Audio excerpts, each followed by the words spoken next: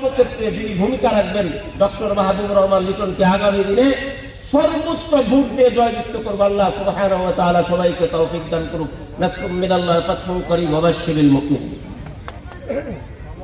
ধন্যবাদ মুশাররফ ভাইকে ওনার গঠনমূলক বক্তব্য পেশ করার জন্য।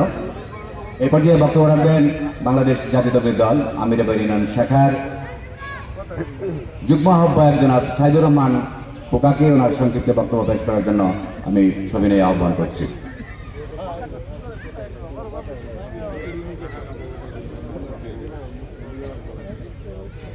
বিসমিল্লাহির রহমানির রহিম।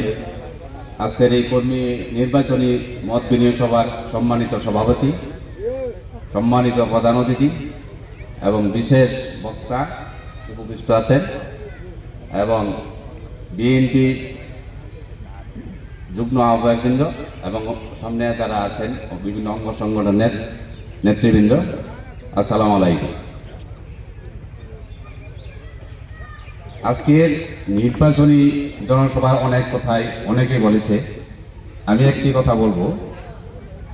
বিগত কত বছরে যতগুলো নির্বাচন হয়েছে, 91, 96, 2001 এবং 2008, এর মধ্যে কোনো নির্বাচনে কিন্তু কি কোন দল ক্ষমতায় আসবে এরকম কোনো লক্ষণ বোঝা গেছিল।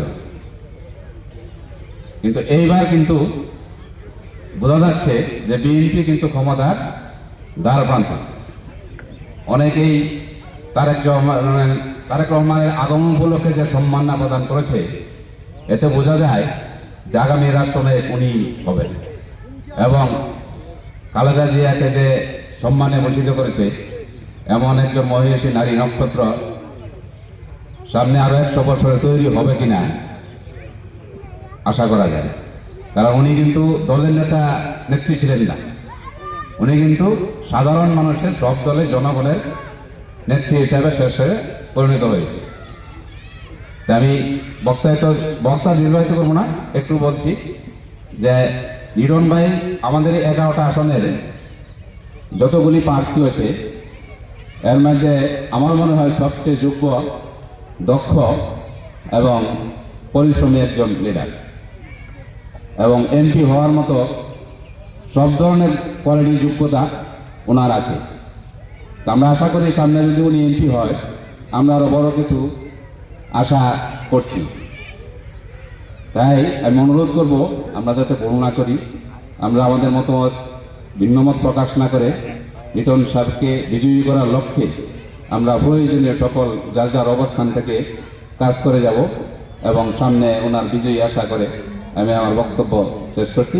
আসসালামু আলাইকুম। ধন্যবাদ।